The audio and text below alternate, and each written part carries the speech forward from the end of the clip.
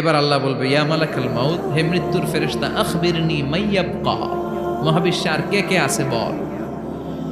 আজরাইল বলবে, কেউ নাই, মানুষ নাই, জিন নাই, ফেরেশতা নাই, আমার কলিগরাও নাই, আমি বড় একা, এখন আমি একা হয়ে গেছি।